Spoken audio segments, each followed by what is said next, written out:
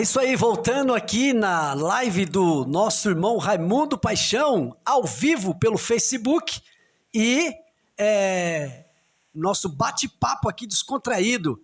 Nós demos uma paradinha aqui para tomar um cafezinho. Opa, ó, essa segunda parte, café. segunda parte com um cafezinho, mas enfim, vamos continuar aqui o nosso bate-papo, que está muito bom. Estou aprendendo muita coisa aqui com o Raimundo Paixão. E agradecer a galera que está acompanhando aí. Tivemos aí um pouco Tem mais de 58 pessoas assistindo lá na live. 58 Agora voltou lá. Eu pessoas. desliguei, deve ter voltado. Volta lá, manda lá, compartilha a live aí. Que É isso aí. papo tá Compartilha. Para você que não me conhece, é só entrar lá na Mira dos Labareda, canal na Mira dos Labareda, Pastor Marquinho. No Facebook, Pastor Marcos Pereira. Pastor Marcos Pereira no Facebook. E acredito que alguns cortes desse bate-papo nosso aqui vai para o Instagram Marcos Pereira também, Facebook Marcos Pereira, e no YouTube a gente coloca uns cortes lá, e depois também o completo no canal Na Mira dos Labareda. Beleza? Positivo, é isso aí. É isso aí. E como nós viemos falando, do pastor que chega na congregação e tira o co-pastor, que é uma das maiores... Você me fez lembrar da história do piano. Lembra da história do piano? Que toda vez um pastor era direcionado para uma igreja e não parava pastor na igreja. Não parava pastor na igreja e ninguém entendia por quê. Uma certa feita, um pastor foi enviado para essa igreja e chegando lá ele viu um piano muito bonito na igreja, no altar da igreja. E o que aconteceu? Ele fez uma pergunta, por que não parava pastor naquela igreja? E a resposta que ele teve foi a seguinte, né, que todo pastor que chega aqui tira esse piano daqui e coloca aqui, e o povo não aceita. O povo colocou o piano aqui e disse que o piano tem que ficar aqui. Esse pastor muito estrategista, ele fez o quê? Ele falou, eu não vou tirar o piano, porque se eu tirar o piano, me tiram daqui. Nenhum pastor pôde vencer, né? Então vou usar uma estratégia. Diz que ele chegava minutos antes do pessoal chegar na igreja e ele movia o piano 5 centímetros. Enfim, todo o culto ele movendo 5 centímetros, demorou mais de 6 meses para ele mover o piano no total. Só que quando o povo deram por conta de que ele tinha mudado o piano de lugar, o povo já estava apegado a ele.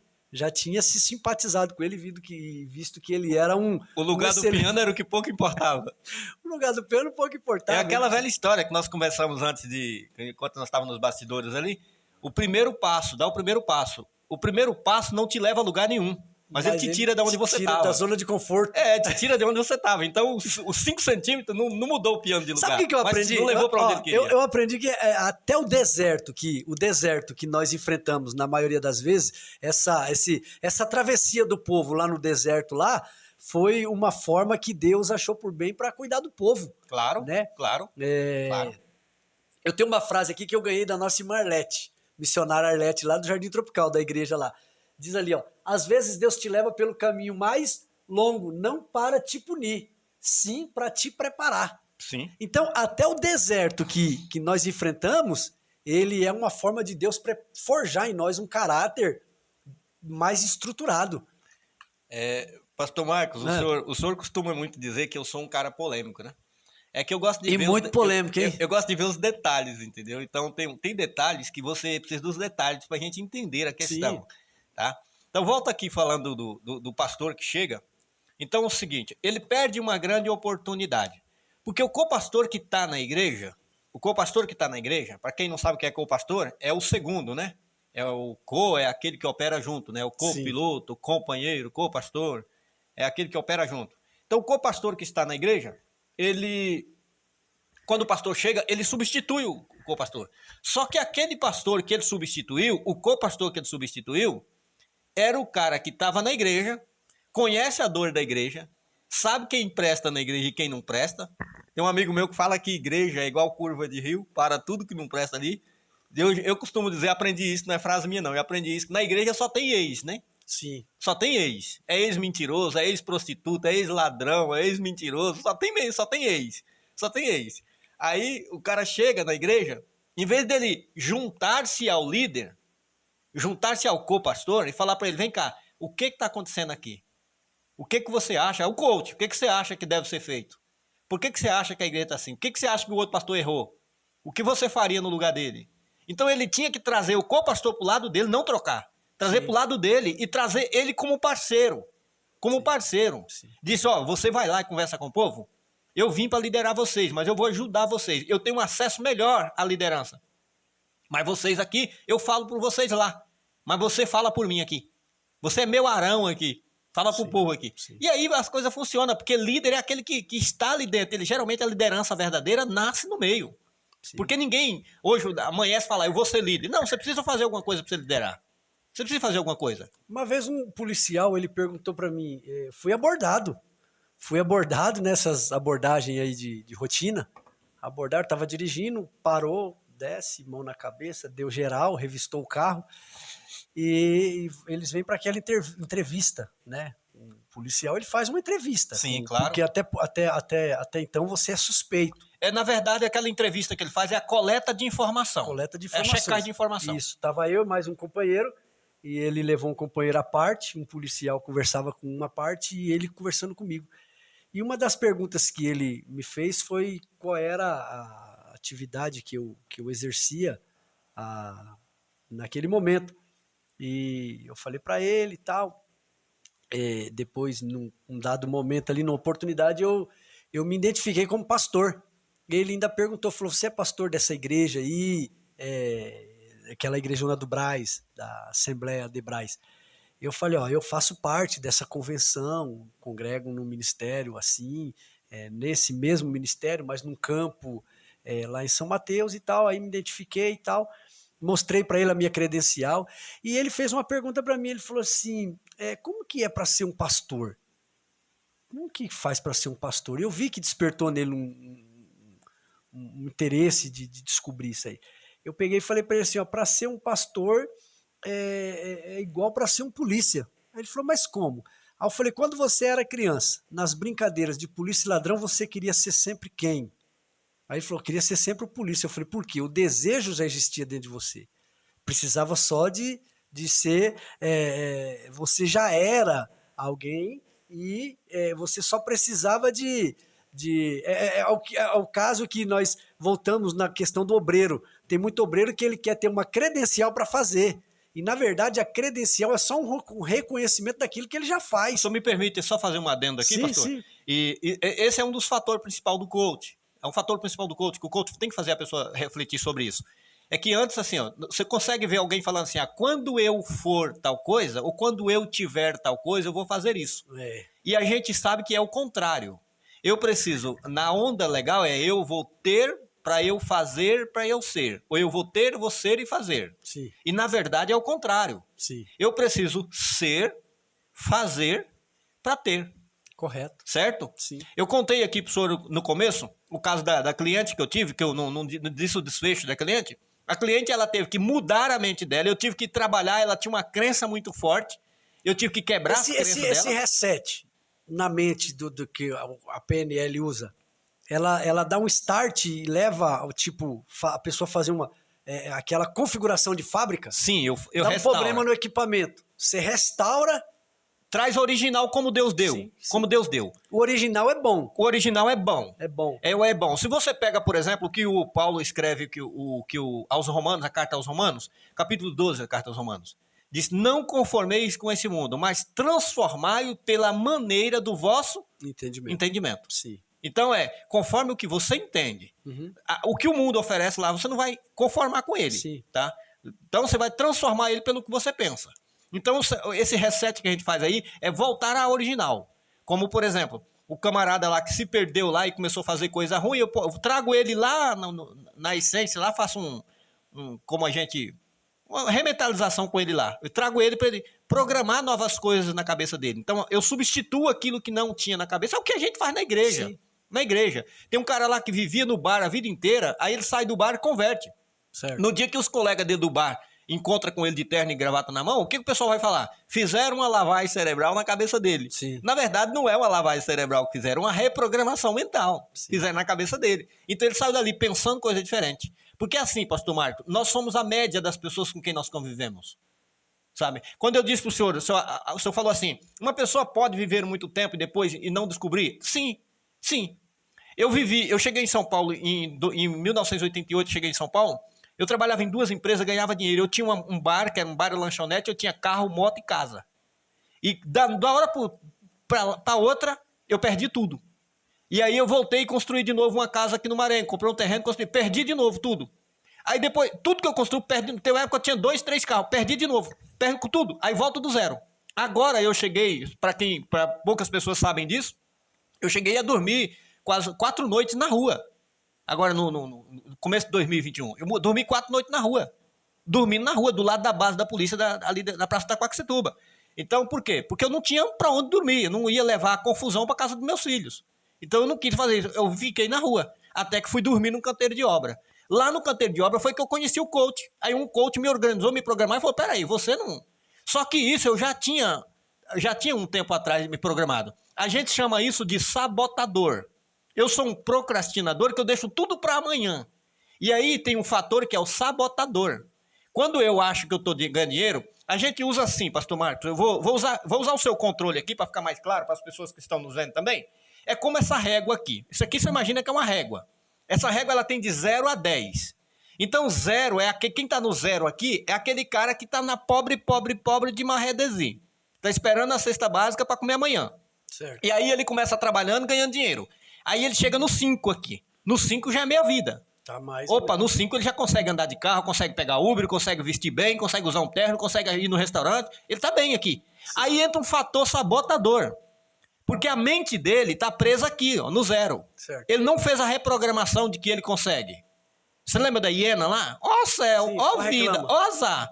Ele não consegue evoluir. Certo. Então a pessoa, o que ele faz? Aí aparece o órgão sabotador e o sabotador faz com que ele perde aqui. Eu tinha 2 carros na época, eu troquei um por uma televisão que não funcionou. A televisão não funcionou. Não funcionou, entendeu? Então sabota e volta pro 0. Certo. E aí eu fiquei com a dívida do outro, aí perdi o outro. Certo. Então, sabotadora, a minha mente volta aqui. Então o que a gente faz? A gente reprograma a mente da pessoa, tira aquela crença que tinha na cabeça dele, dinheiro é pra pouco. Isso a igreja, isso aí a ferida na igreja. A igreja trabalha muito isso aí. Ah, pobre, Deus ama pobre, rico não vai pro céu, dinheiro é pra pouco, dinheiro não dá em árvore. Gente, dinheiro tá pra todo mundo. E a prova era que eu ganhava muito dinheiro. Existe uma teologia da prosperidade que só prospera o líder. Então, na verdade não é. Qualquer um pode prosperar. Qualquer um pode prosperar. É isso que eu falo o seguinte, ó. Eu me cansei de mensagens que não ensinam nada. Sim. Mensagem para mim, ela tem que dar um start, é oração. Então eu tenho que mostrar para a pessoa que, ó, preparar a cabeça dela e falar, velho, saiu daqui, voa. Voa daqui, vai embora. Você consegue fazer isso. Então aí é que entra primeiro o ser. A pessoa tem que ser. Essa moça, ela mudou a cabeça dela, a minha cliente. Ela mudou a mente dela. Ela tirou aquela programação de um dia. O que eu posso fazer? Eu posso fazer doce. Ela começou a fazer doce. Ah, vou fazer doce, vou vender doce. Hoje ela tem um faturamento aí de mais de 4 mil reais por mês. Ela tem um faturamento de mais de 4 mil reais por mês. Em plena pandemia, que não acabou ainda. Através de um simples... De um start na cabeça dela, de uma mudança de programação. Você deu dinheiro para ela? Nenhum dinheiro, nenhum real. Ajudou ela a fazer nenhum real. Coisa? Ela simplesmente, porque ela é uma pessoa de muita fé. Ela é uma pessoa de muita fé. Mas é aquela fé torcida, que a crença que é aquilo que você ouviu, a programação que te colocaram, que você é um Zé Mané, que você é um bobo, você não... Não, você não é eu venho de uma família pobre, eu preciso ser pobre que nem era a minha família. O Gideão, não adianta. A ideologia... Que se criam. Meu pai era que não é o meu caso, graças a Deus. O síndrome da Gabriela, né? Eu nasci assim, eu nasci assim, eu vivi assim, eu tenho que morrer assim. Sim. O meu pai não pôde me dar um conforto, eu também não posso dar pro meu filho. Não posso dar. E às vezes falar pro meu filho também, falar, não, na minha época eu não tinha isso e você tem. Não. Se eu tenho a oportunidade de dar, eu tenho que dar.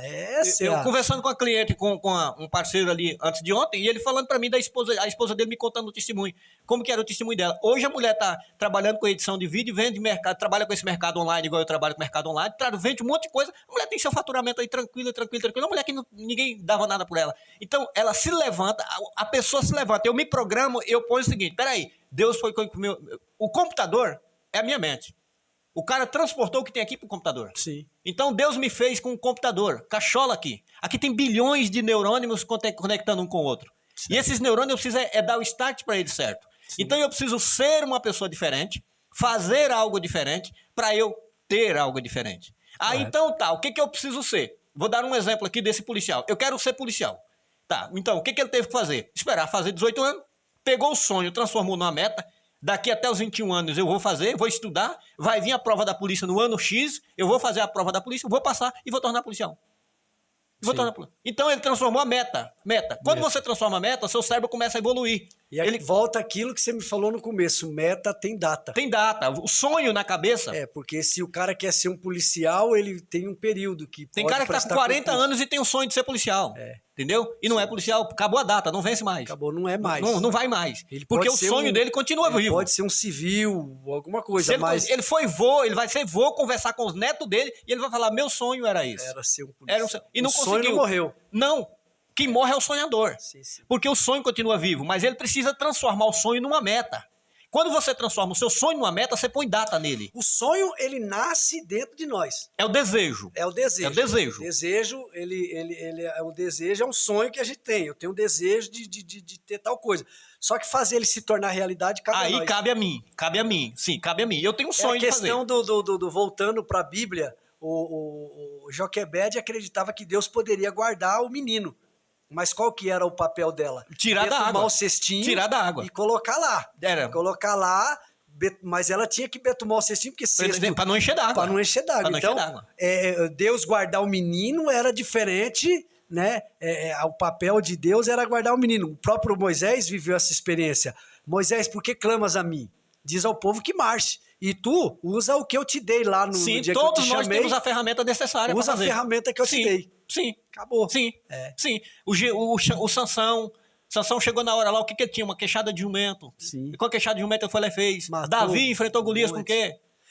A questão do Davi, você me traz aqui uma memória de uma oportunidade que ele viu ali. A oportunidade dele era qual? Era vencer o gigante, o gigante era só a porta que existia para ele ser beneficiado. Tem oportunidade que ela vem, outras você cria. Sim. Outras você cria. Só que a história de Davi, ela não resume só ali. Aí entra de novo a programação neurolinguística. Sim. A programação mental. O Davi, ele era o quê? Antes? Pastor de ovelha.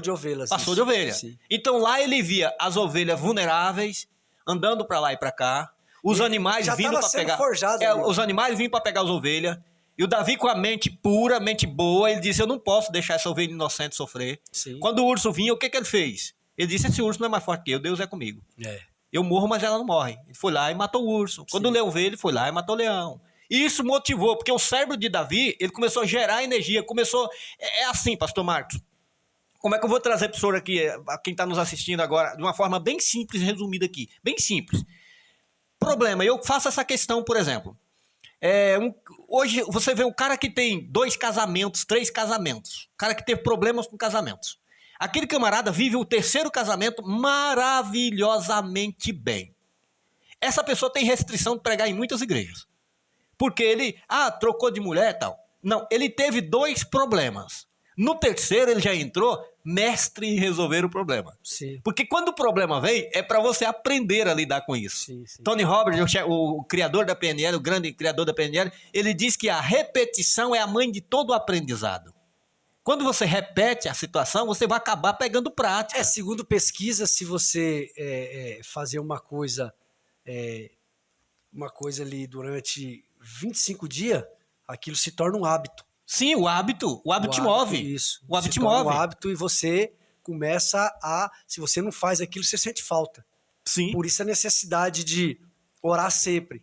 Porque se você permanece um período sem orar, você cria o hábito de não orar. E aí você não ora mais. A gente tem um problema grande, pastor, também, qual que é o problema maior? É que a gente cai no chamado piloto automático. Sim. Todos nós temos um piloto automático. Vou dar um exemplo aqui bem lógico. O senhor vem da igreja, tá? O senhor sai lá da igreja. Eu moro perto da igreja que o senhor vai. Aí o senhor falou pra mim assim, falou com a sua esposa, falou, amor, quando nós saímos da igreja, vamos passar na casa do irmão Raimundo? Beleza, vamos embora. É no caminho. Sim. Só que você tá na programação que você vai passar na minha casa. Só que aí você vem. Só que tem a entrada que entra à direita pra você entrar pra minha casa. Aí quando você olha, você já tá 2 quarteirão da frente. Aí você fala, puxa via, esqueci. Eu não ia passar na casa do irmão Raimundo? Ia. E por que não passou? Sim. O que houve? Você Porque o seu esqueceu? cérebro está no piloto automático. Ele já saiu da igreja, não precisa você olhar mapa, não precisa você olhar lambada. Super Ele já sabe o caminho, já sabe onde tem lombada, já sabe tudo. O seu cérebro já conduz. Aham. Então você levanta de manhã, qual é o objetivo? Quem levanta de manhã? Já a primeira coisa, vai lá, você vai lá, pega a escova, põe pasta, põe na escova e vai escovar os dentes. Aí você fala, puxa vida. Eu costumo dizer muito isso aí lá na igreja, que as nossas escolhas, elas começam já logo ao amanhecer. Ao amanhecer. Você acordou, você tem a opção. Você tem duas opções. A primeira opção, continuar na cama No ali, piloto automático. confortável, tá chovendo e tal, e não sei o quê. Eu tenho a opção de ficar ali. A segunda opção que eu tenho é de escolher não ficar ali e levantar. Levantar e ir embora. É o piloto automático. Depois Eu preciso forçar. A nossa vida é feita de escolha. Eu preciso forçar alguma coisa, mudar. Eu preciso ter a ciência de que, quando eu disse pro senhor que eu sou responsável por todos os meus erros, não culpo ninguém pelo que eu fiz. Sim. Então eu vivi o propósito de muita gente e não vivi o meu propósito. Sim. Então agora com 54 anos, 55 anos eu cheguei agora, e aí eu digo para todo mundo agora, eu vou vencer. Eu vou me tornar, porque agora eu me aprendi. Então agora eu vou eliminar o sabotador, mudei minhas crenças, mudei minha forma de vir. Então eu há 2 anos atrás, eu tava com 40 mil reais de dívida. Você sabe qual que é o maior problema nosso, Raimundo? O maior problema nosso é espiritualizar tudo. Sim. Esse é um grande problema. É espiritualizar tudo. É tipo assim, eu tropecei, aí o inimigo colocou uma pedra para eu tropeçar. E na verdade não foi o inimigo, foi falta de atenção. Eu tenho uma discussão com a minha esposa e eu falei determinada coisa para ela, gerou uma briga. O inimigo tá atuando no meu casamento. Não tá, eu que tô sendo radical demais ou ignorante. Aí entra a inteligência emocional. A inteligência emocional. Então você sente a inteligência emocional para você dominar a situação. Porque tem coisa, eu sei lá se é a minha forma errada de pensar, mas tem coisa que, como que eu posso dizer? Tem coisa que Deus ele faz por mim. A exemplo do milagre. Tem um coach chamado Márcio Micheli. O Márcio Micheli escreve Márcio Micheli. Se alguém quiser acompanhar, eu acompanho ele. O Márcio Micheli ele trabalha com reprogramação neurolinguística e inteligência emocional. E o Márcio Micheli ele diz o seguinte: você sabe que a sua vitória depende mais de você do que de Deus? Sim. Hoje o meu objetivo, o meu propósito depende mais de mim do que de Deus. Porque Deus já decretou, Deus já me fez, já me deu todos os milagres. Teve alguns milagres na Bíblia ali, que tá relatado na Bíblia, que Jesus ele atribuiu aquele milagre ter acontecido motivado pela fé da pessoa. Sim. A exemplo da mulher do fluxo de sangue. A exemplo daquele rapaz que desceu no telhado. A tua fé te salvou. A fé do rapaz que desce do telhado não era nem dele, era dos amigos. Do pessoal. Aquele os carregadores ali da maca dele então, que introduziram. Aí entra um fator interessante. Olha, aí se também, a gente introduzir ele na frente, sim, Jesus, ele vai ser curado. Porque ele sabe que vai comover. Aí entra uma outra coisa que falta para os pastores hoje. Falta muito nos pastores hoje.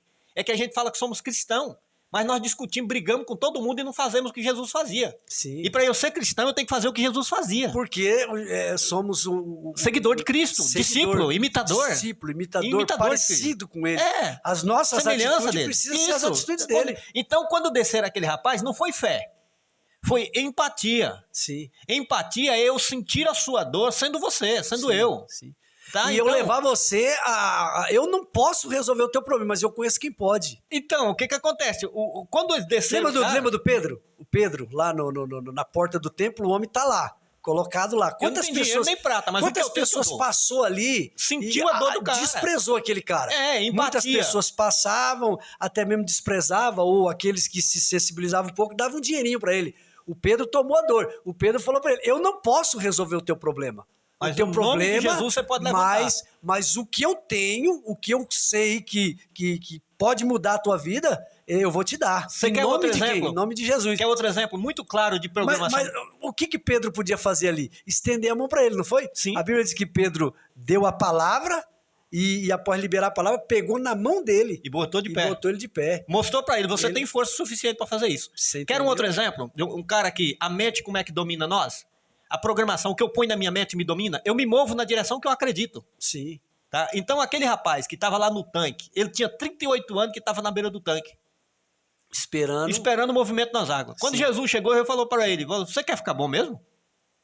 É coach isso. Jesus falou, você quer ficar bom mesmo? Ele falou, eu quero, mas não tem ninguém que me joga lá dentro. Sempre que eu me preparo, entra outro na minha frente. Ele já botou a culpa no terceiro, no quarto, no quinto. Jesus falou, não.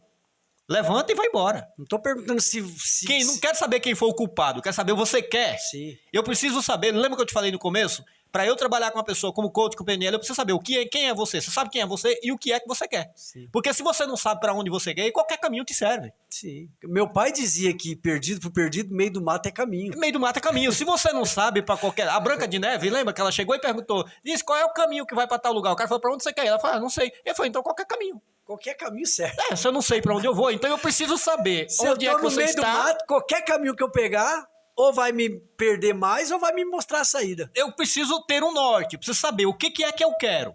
Sim. Eu quero ser policial. Então, o que falta para você ser policial? O que precisa para ser um policial? Preciso estudar e esperar fazer 21 anos. Sim. É a primeira questão. Então, observa que aquele rapaz, Jesus chegou e falou, você quer ficar bom? Ele falou, quero. Ele disse, o que impede? Ele falou, porque... Não, a culpa não é de ninguém, a culpa é sua. Sim. Levanta e vai embora. Isso é simples de entender, né? Levanta e vai embora. Perdido na mata, a orientação que tem é você procurar barulho de água. Porque você vai achar um rio. Chegou no rio, você achou o rio, você procura para que lado que o rio tá descendo. Se o cara estiver no Ceará, tá ralado, então, né? Tá ralado. Você procurar, o rio tá descendo, então você vai, porque você tá descendo e na beira do rio você tem a possibilidade de arrumar ali uma alimentação e beber da água do rio, não vai se desnutrir, você vai encontrar uma saída. O nosso maior problema, resumindo tudo aquilo que a gente está conversando, entrou na pandemia e tal, é que muitas pessoas têm possibilidade de crescer, mas de tanto culpar o governo, não cresce. Vai ter uma vida estacionada, com grandes oportunidades de crescer, de ser vencedor, mas está sempre procurando um culpado. Ah, por que eu não desenvolvo um ministério dentro da igreja? Meu pastor não me vê. A culpa é do pastor, não é minha. A culpa é do pastor. Eu preciso ser alguém, fazer algo para eu ter alguma coisa. Então eu preciso ser uma pessoa diferente. É justo? Lembra, eu preciso ser uma pessoa diferente, fazer algo diferente, mostrar a sugestão. Pastor José Carlos de Lima, lá da Paraíba, que meu sonho é tirar uma foto com ele um dia. Você acredita nisso? Sim. Parece comigo, diz que parece comigo. Tem que ir logo lá, porque o sonho não então, morre, mas o tempo passa. Pastor José Carlos de Lima, ele conta a história de um rapaz chamado Derim, que ele conta. Que é um rapaz que ele teve no obreiro. O Derim era pau pra toda obra, que a gente chama. Sim. Então era aquele cara que quando chegava na igreja, você chegava na igreja e falava, pastora, isso aqui tá bom. É aquela história que você contou do copo de água. Sim. E o cara observava todo mundo, mas do lado bom. O cara do copo de água observava do lado errado. O Derim do lado certo. Então assim, quando eu quero me tornar um obreiro, eu me lembro de quando eu cheguei aqui na Assembleia de Deus aqui, eu falei com o nosso vice-presidente, o pastor Betel, eu me lembro que eu cheguei nele e falei, pastor Betel, é o seguinte, a minha condição é essa, eu estou nessa condição e eu não sei ficar sentado, eu quero trabalhar. O que o senhor me faz? Ele falou, você sabe ler e escrever? Eu falei, sei. Eu pensei que ele ia me botar para fazer uma prova. Sim. Ele foi lá e pegou a prancheta e me deu uma prancheta com a caneta. Falou, a sua função a partir de hoje é ficar em pé aqui e marcar o nome das pessoas que chegam. E pronto, virei obreiro. No dia que eu cheguei, virei obreiro. Me tornei uma pessoa importante. Nosso pastor uma vez deu um exemplo de um cidadão que ele tem a função de acender a luz da igreja. Sim. Porque se ele acende a luz da igreja, ele tem que fazer aquilo ali com propriedade. Por quê? Porque se o disjuntor for escondido, num lugar que ninguém tem acesso e ninguém sabe onde é, o povo chegar, tá escuro, não vai ter o culto, se ele não ir. Por quê? Porque não tem quem sabe aonde ir. A função dele é clarear o ambiente ali para ter o culto. Então ele precisa de fazer isso. O chamado é o que eu volto a repetir aqui. O chamado, ele existe dentro de nós. Ele existe dentro de nós e nós precisamos de desenvolver ele. Eu preciso me apresentar. Eu tô aqui. Serve para mim? Serve para você? Quer que eu faça alguma coisa? Deixa eu fazer alguma coisa? Precisa de mim? Eu sei fazer isso. Eu sei fazer isso. Porque todos nós somos úteis. Todos nós sabemos fazer alguma coisa. Sim. O problema é que eu quero fazer o que você está fazendo. Eu quero fazer o que você está fazendo. E eu quero salgar, mas eu sou açúcar. Então não vai virar. Não vai virar. Não vai dar, porque não vai dar liga. O sal já tem. Não vai dar liga. Então, eu preciso ter a função certa e fazer as coisas certas. O nosso pastor um dia disse que ele teve uma experiência interessante. Uma pessoa chegou nele e falou que, pastor, eu não vou congregar mais aqui porque aqui a gente não tem oportunidade para cantar. Ele falou, mas não tem.